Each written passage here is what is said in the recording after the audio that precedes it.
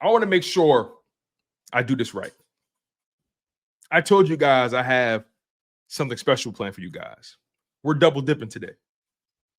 But first, I got to start with the man with the plan. I got to start with the brother who has over 40 years. I'll say that again. Over 40 years of experience in the sports media industry. Let's go through the resume real quick. Former sports director at KECC CBS TV in San Diego. Former sports anchor and reporter for Canyon SD NBC TV in San Diego. WITI CBS TV in Milwaukee. WPXI NBC in Pittsburgh. He spent 23 years at Comcast Sports Network and NBC Sports Philadelphia, covering your Philadelphia Eagles. You've also heard him and seen him on 97.5 The Fanatic and Jacob Sports. He's also the owner and the host of the Gun on One podcast, a true man of faith and the definition of what it means to be a family man, the honorable, the blessed, and highly favored. Need I say more? Derrick Gunn. My brother, it is an honor. It is a blessing to be here with you this evening. How are you feeling today, sir? Look, man, I got jacked up. I started sweating profusely just listening to you introduce me. And I know all the information you were spitting out. I'm still getting jacked up. You know what? You should be a WWE ring host. That's what you should be. They should have called me for WrestleMania 40, man. I heard it was popping down there. Tell me about it. Hey, look, you make a lot more money doing that than what we do, right? Well, guess what?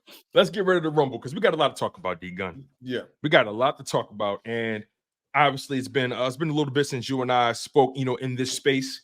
So first and foremost, before we get too deep into the content, how are you? How's the family doing? Just give me the quick rundown how everything's flowing with you at home. We're doing, man. We're blessed, man. My wife's situation.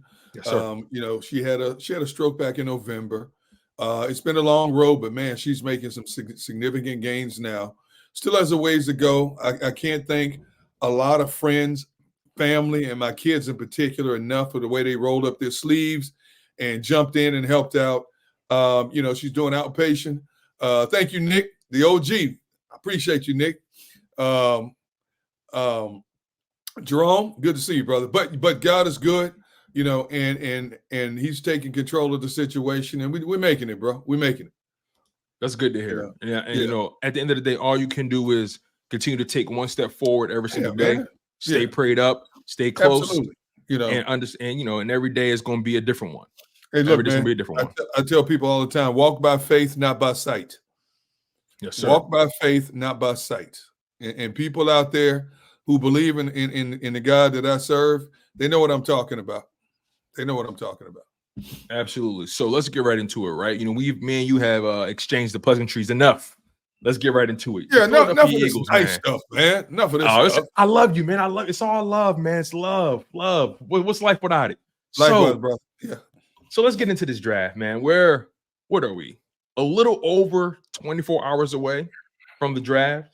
And so many rumors have come out about the Philadelphia Eagles potentially moving up for the player they want. We've heard rumors about them going for a corner. We've heard rumors about them maybe staying pat at 22 to get an offensive lineman. Right. Let me ask you this, right? What's your overall perspective of the Philadelphia Eagles situation as it correlates to the NFL draft? I would be surprised, first of all, if Howie stands still. Howie gets that itch.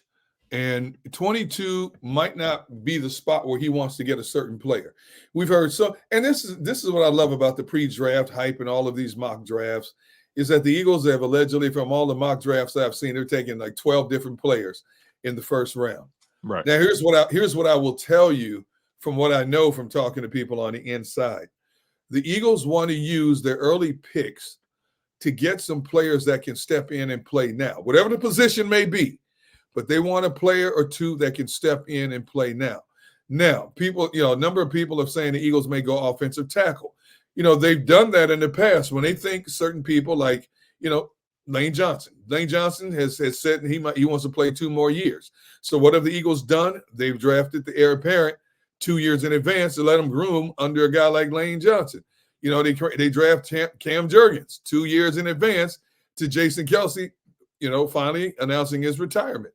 So they're known for that. But let's face it, they still need help on defense. Okay, they made some good offseason moves. People get caught up in Zach Bond, linebacker, Devin White, linebacker. We don't know what they have left in the tank. Okay, James Bradbury, out on an island, man. I'm not sitting here right now saying that he's going to be your starting cornerback when they drop the ball in 2024. There's some good young corners on the draft. I think they have a couple of good young corners already in the fold on this team. It's just a matter of playing them. I like Mario Goodrich. I like these guys. I like Eli Riggs, Keely Ringo, Isaiah Rodgers has finally been cleared. I like the talent pool of young talent that the Eagles have that could possibly step in and unseat James Bradbury. Go back a couple of years, and I've talked about this a number of times. Look at what the Kansas City Chiefs did the year they beat the Eagles in 2022, okay? They played a bunch of kids on the back end of that defense to start the season. And it was rough going for a while for the kids. It was like the Keystone Cops back there. They had to learn by trial and error. But, Steve Spagnuolo, Andy Reid, they trusted the process, okay? By December, sprinkled in with a few vets, that back end of the Chiefs defense gelled, okay? Now, if the Eagles are looking for another quick fix in the back end, you can't keep drafting young DBs and letting them sit on the bench, and all of a sudden, when it gets around to year 3 and year 4, they're gone somewhere else, okay? You've got to let these young kids develop. Now, by saying that, the offense is structured to where the offense right now can easily score 25 to 28 points a game, which is good enough to win most games in the National Football League, okay? Now, the defense still has some holes to fill. It's got a picket fence mentality right now. And they can do that, but you've got to let some of these kids step up and grow in Vic Fangio's system. It's funny because you said something interesting, the fact that it's highly unlikely that Howie Roseman and the Eagles just stay at 22, right? Right. In the past 5 drafts, they've moved up to get their man 4 out of the past 5 drafts. That's not a coincidence. Right. I think this is the most interesting part about it, though, right? They're going to have to evaluate how they want to approach this, not only in the now, but also in the long term, because you said something also that was pretty interesting. They want a player that they want a player, especially on defense, that can come in and make an immediate impact, right? So that begs the question: does that set the stage for a potential first day draft night trade? Maybe, and we've heard rumors about Patrick Surtain, and we still don't know what that is. We don't know how much stock to put into that, right? But we do know the Broncos are in a precarious situation financially after cutting Russell Wilson. And Patrick Surtain, he's entering the 4th year of his contract. Next year, he had the 5th year option. If they pick the 5th year option up, he'll be due $19 million. I don't know if the Broncos are ready to pick that money up and then extend him on top of that. So that may leave a window open for the Eagles to trade for a guy like Surtain. But the Eagles also have to weigh they're weighing options. Do we trade for the proven guy and then trade for him, then extend him? Or do we trade up, take a chance on a guy like Quinion Mitchell or Terrion Arnold? How do you think the Philadelphia Eagles balance those two competing ideologies, right? Going for the proven product versus going for the young guy. Like you said, at some point, you got to let him play. When you look at the moves they've made this offseason, it's still incredible how much money they still have under the cap to play with. If they went out and got a Patrick Surtain, what I don't want to see them do is, like they do with a lot of veteran DBs, bring them in as a 1-year fix and then let them walk. If you bring in a cornerback the caliber of a Patrick Surtain, you automatically have to have the mindset that we want to sign an extension with this young man. You have to. That he's just that good. He's one of the few cornerbacks out there I would put on that pedestal of I want to keep him long-term, not just a quick fix. But Howie has this sometimes mentality of we are in the here and now.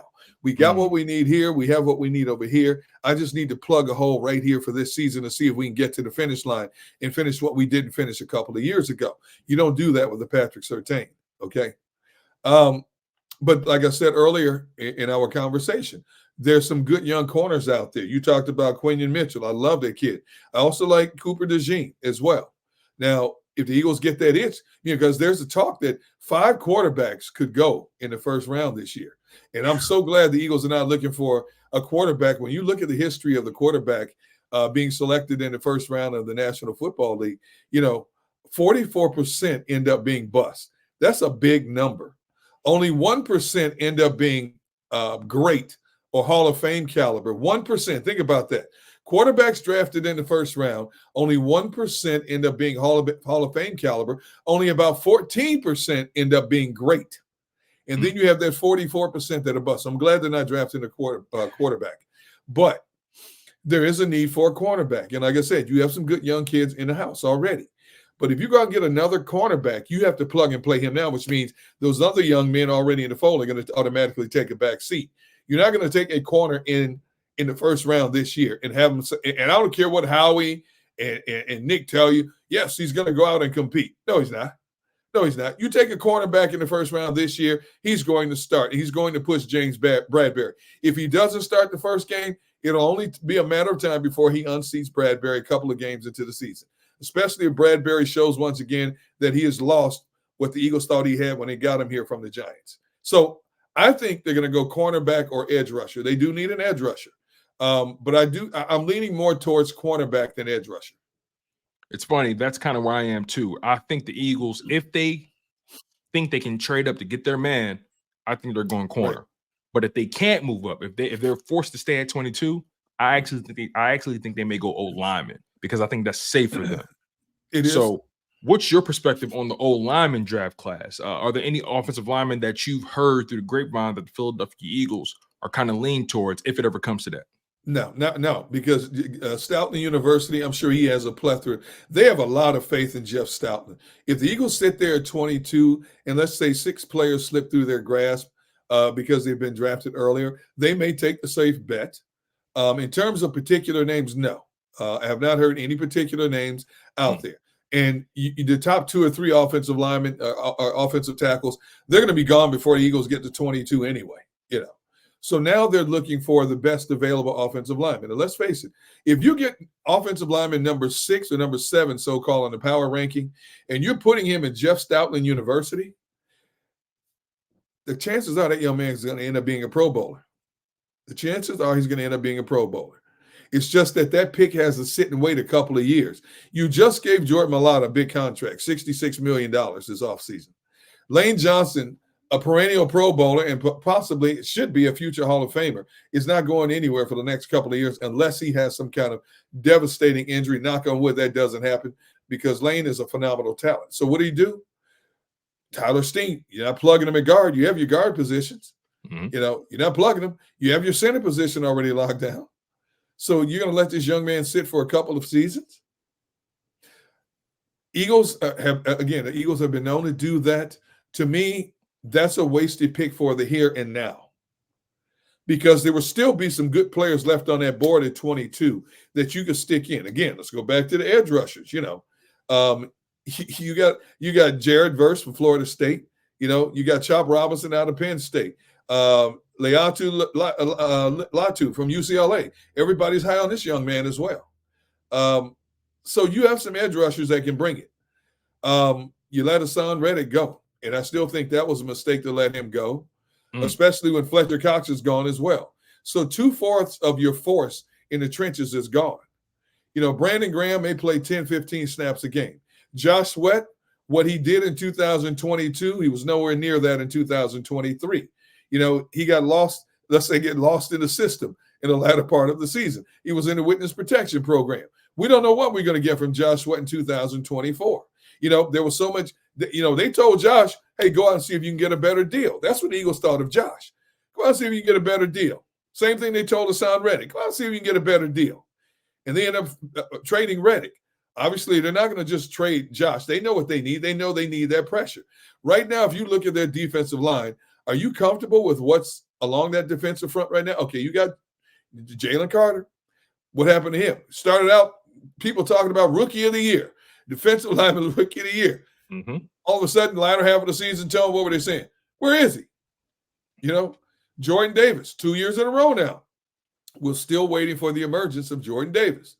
Can you sit here right now and say that you are comfortable beyond a shadow of a doubt with what the Eagles have in the trenches right now? No, okay? I can't. So that's why you can't put a good point.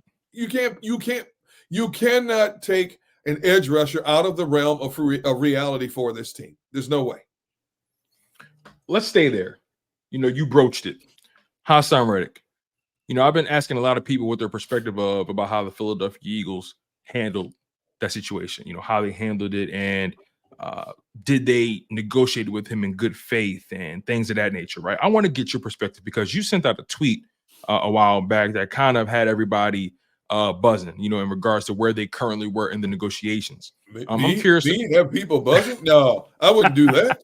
Oh, no. Come on, Gunner, you stay shooting from the hip, no pun intended. But nonetheless, though, I got to ask you, all jokes aside, my friend, what was your perspective about how the Philadelphia Eagles handled that Haason Reddick situation? You already admitted that you believe that it was a mistake. Can you dive deeper into that perspective? When you have a guy who's been a double-digit sack master for consecutive years for 3 different teams, okay, what deficiency does he have? Okay, maybe you can't drop him back in coverage. Okay, he's a liability there. Maybe he's not the best in run support. But everybody's looking for an edge rusher. In today's game, you need exceptional edge rushers to put heat on a quarterback. Take him off that mental clock of 1001, 1002, 1003, waiting for a certain target to free up. You've got to make him take his eyes off of what he's looking at downfield. Where's Haason Reddick at all times? The Eagles, I think, should have paid him. They didn't want to pay him. Now, when they let him go, I'm thinking, okay, there's somebody out there that they're really looking at. But it didn't happen, did it? Wasn't in free agency. So anybody who was considered elite in free agency is already gobbled up. Any move you might want to make for a dominant edge rusher, now you got to make a trade for if you want to. Or you're going to have to draft him and let him groom himself and blossom into a dominant edge rusher, and that may take half a season before he gets to that level. It may not happen at all. He may come out of the gates and be the next J.J. Watt or somebody like that. J.J. Watt hit the ground running, never looked back until injury started to take its toll on him in the latter part of his career. Who knows? We don't know. That's why we say the draft is such a crapshoot. I don't get hyped for the draft. Like so many man, the draft is the biggest hype machine in America right now. It's the NFL. Come on, you're gonna do that. It's the NFL. The NFL has found a way to monopolize the 365-day-a-year calendar. They are masters at it. I give the NFL kudos, major kudos, for being what they are. The biggest sports conglomerate, the wealthiest sports conglomerate on the planet. Their marketing strategy is through the roof, above head and shoulders above anybody else. They are a money-making machine. But I'm from an individual perspective, I don't get jacked for the draft like everybody else. And I love watching all the comments when a team that you watch closely and you put out there on social media, they're going to take this player because and all of a sudden they take instead of taking player X, they take player Y. All of a sudden people's lives are destroyed. See, it's like when training camp opens. I don't get jacked up about training camp. You don't see me tweeting, oh, so-and-so made the most acrobatic catch known to mankind in training camp because it's a controlled environment, okay? Let me see make the same kind of catches when the bullets are flying for real. I keep it even keel. That's what I do. I like to sit back and see because after the first few picks in the draft, Tone, nothing makes sense. They're going to be wheeling and dealing. Player you thought was going to go 3, 4, 5, 6, not going to happen, okay? And I just sit back. People lose their minds that their draft boards are all whacked now because after the first 4 or 5 picks, you can't make heads or tails out of what happened. So I love the draft. I watch the draft religiously. I give my opinions, as I will tomorrow night. But I don't get jacked up the way a lot of people do about the draft. I mean, we're at a point now where sports books are quite literally taking bets, when it comes to which team takes which players, so on and so forth. But when it comes to the draft, I think what makes it so exciting is because teams that probably were in purgatory or maybe even below that, they see it as the highest level of optimism that you can have as a sports fan, especially when it comes to the NFL, right? Can this player shift the fortunes of our organization, right? Can this player change our culture? And I think that's really what it's rooted in, especially from the fan perspective. Yeah, absolutely. The NFL created this monster. Absolutely. They know what they were doing. And think about this. Go back maybe 10 years ago, 12 years ago. The NFL was adamant. They wanted nothing to do with Las Vegas and betting, right? And all of a sudden, Somebody somewhere behind the closed doors of the NFL structure said, hey, man, we better jump on this. Look at the money that's being generated. The gambling is legitimately is over a $200 billion a year industry. Get this. Illegal gambling is well over $120 billion industry. So think about that. $120 billion industry that's betting illegally and a $200 billion industry total. Think about that. So what did the NFL do? All of a sudden they hop on board. DraftKings, all these different draft sites. And, oh, by the way, let's put an NFL team in Vegas now. See, the mindset changed quickly because they saw the dollars. Okay, so that's why I give the NFL kudos, man, for being able to eventually stay mainstream in terms of how to make money, how to keep fans interested. And you're right. And I said this time and time again, something you said a little earlier. The NFL years ago found a way to make the NFL relevant 365 days a year. Wasn't like that, bro, when I broke into the business, man. When football season, well, no, before I broke into business, when football season was over, it was over. Everybody went their own ways. You got a story here or there, the good humor story, the Good Samaritan story. Players come back occasionally, do community things. Not now. You've got off season, free agency. You've got the mini camps, non-mandatory camps. You got the draft, and you have mandatory camps that carry you through early part of June, and then all of a sudden July rolls around, camp is here. Then you got preseason, and boom, just it's a 365 day a year business now. And for people like you and me, it's a great thing because it wasn't always like that. Absolutely. Staying on the off season, right? Because again, like the off season, like you just said, it's almost as entertaining as the regular season when it comes to the wheeling and dealing of some of these contracts and the players going from team A to team B. But let's recap kind of what the Eagles did, right? Saquon Barkley, 3-year deal. Bryce Huff, edge rusher from the Jets, 3-year deal. CJ comes back on the 3-year deal. Devin White, you mentioned. They cut Avonte Maddox, then brought him back on a team-friendly 1-year deal. They added to the wide receiver room with Devontae Parker, Paris Campbell. We talked about Zach Bond, throwing Oren Burks at linebacker, Tyler Hall at corner. They brought in a lot of bodies to supplement that roster. I want to get your overall opinion about the Philadelphia Eagles and how they made moves throughout free agency and just the overall offseason. Players that have come in and players that have left. It tells you that Howie, again, is his ultimate goal is to try to bring that brass ring, that Lombardi trophy back to Philadelphia. And look at the abundance of moves that he made this offseason and still has so much cap space available. I think Howie Roseman is one of the top 2-3 GMs in the National Football League. No question about it.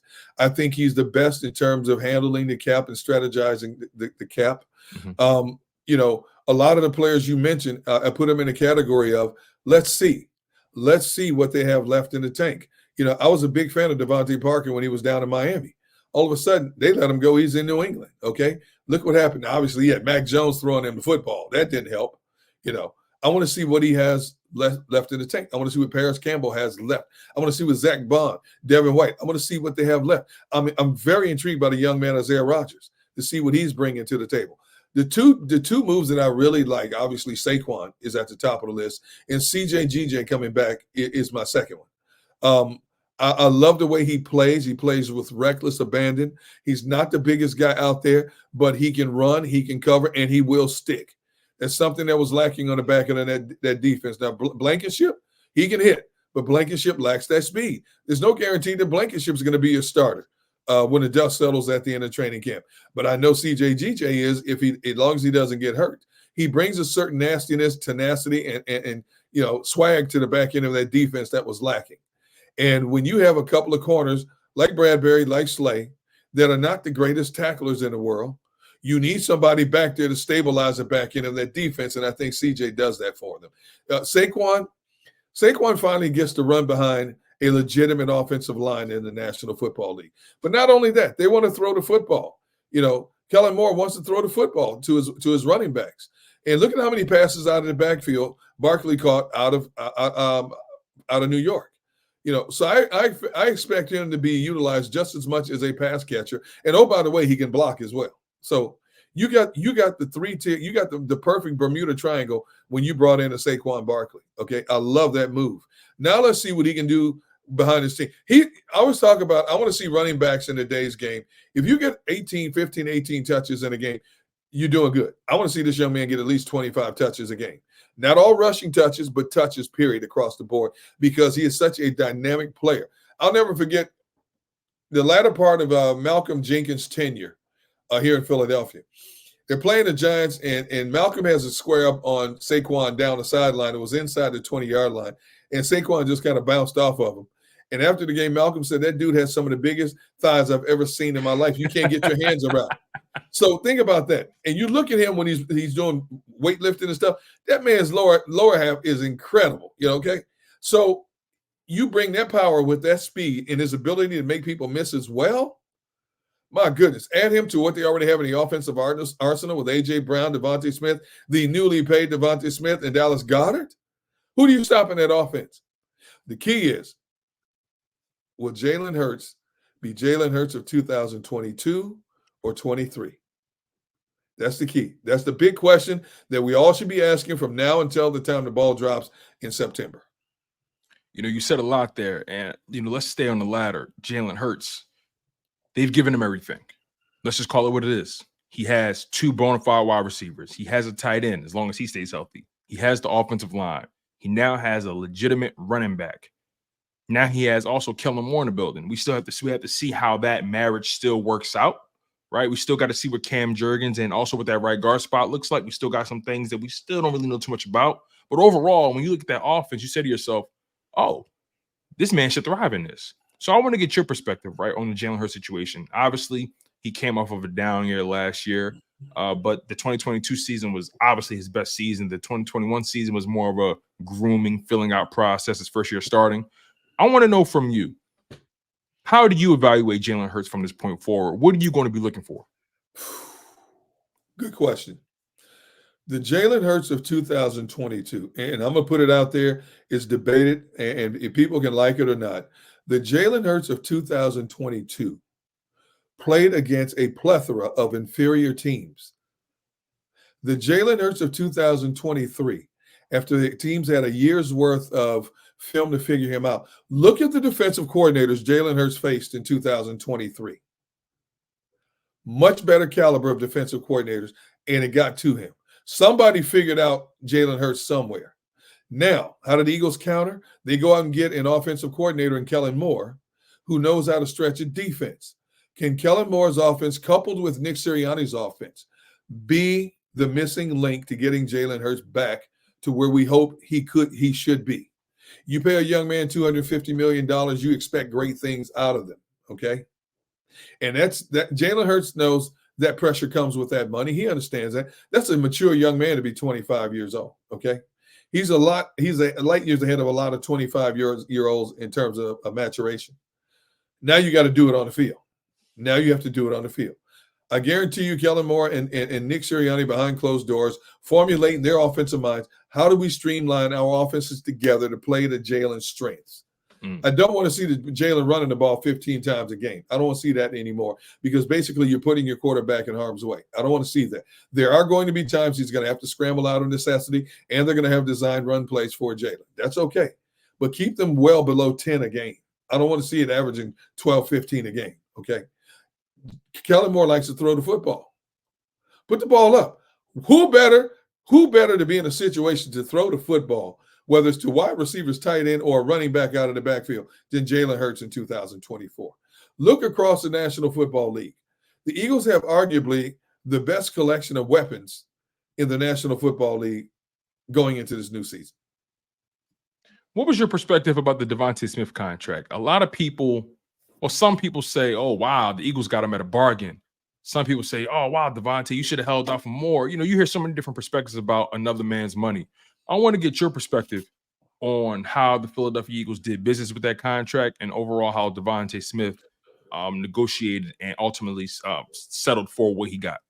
Typical Howie Roseman move when they identify young players that they really like. They go after them to make sure that they don't get out of the fold. from Devontae Smith's camp perspective, I'm a little surprised they jumped at it instead of waiting to see what some other receivers are going to get. I was shocked that he was the first one out there to jump at the numbers, because when you start hearing about the Justin Jeffersons and some of these other guys, now I'm not comparing him to Justin Jefferson, but I'm also saying he is an exceptional wide receiver.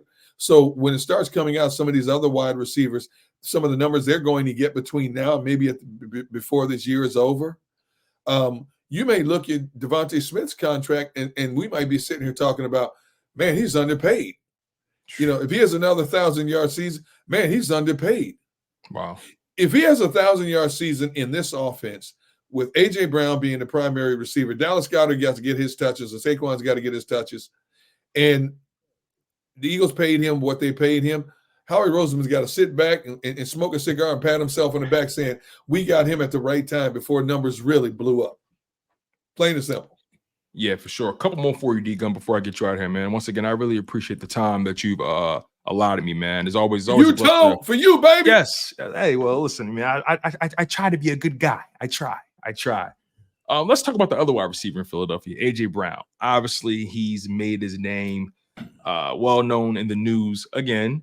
I think that was about last week or 2 weeks ago, if I'm not mistaken. But irregardless, he changed his profile picture to Tom Brady, and the world went up in flames. So I want to get your perspective about how you digested that entire debacle happening between him, the fans, the media. Just break down how you process that situation, and are you buying any sort of trade rumors that may or may not exist? A.J. Brown's not going anywhere. Not going anywhere in 2024.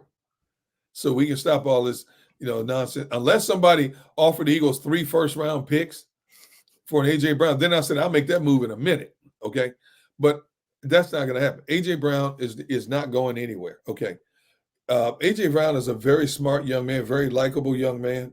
I don't know him. I'm just telling you what I know of him through my contacts and stuff within the organization. Everybody in the building loves him, okay? But when you put that out there, he knew what he was doing. Of course. He knew what he was doing, okay? Why would you – see, he had just gone on radio and told people on radio, I want to be here, and then cut it short and said, next question. Why? You can elaborate a little bit more on why you want to be here, why you like being here. So you put that out. You put that subliminal message out there, and then you go and change your picture and put Tom Brady out there. I grew up as a New England Patriots fan. You know what you're doing. You knew there was going to be some backlash to this. And that's why I say a lot of times, a lot of people should stay, especially athletes, you should stay off social media. It does you no good, in a lot of ways. Why would you bring that firepower back on you unnecessarily? This was all calculated. This wasn't an accident. For whatever the case may be, he drew unwanted attention to himself. Now, once training camp starts, it'll all subside. Once the season starts and AJ goes out and does AJ things like he's done the last couple of years, nobody will remember what happened back in March. Nobody. Okay. Doubling back to the draft, as for the final question. The Eagles have, and let's make sure we got this right here, they have the 22nd overall pick in the first round. They had the 50th overall pick in the second, and they had the 53rd overall pick in the second. They have 3 picks, top 53. Give me your perspective on how they spend them. And what I mean by that is, do you think they go defense across the board, defense? Do you think they sprinkle in maybe an offensive lineman there? Just tell me how you think they approach those first 3 picks. I think 2 of the picks will be defense and 1 will be offense, and I'm leaning towards offensive linemen.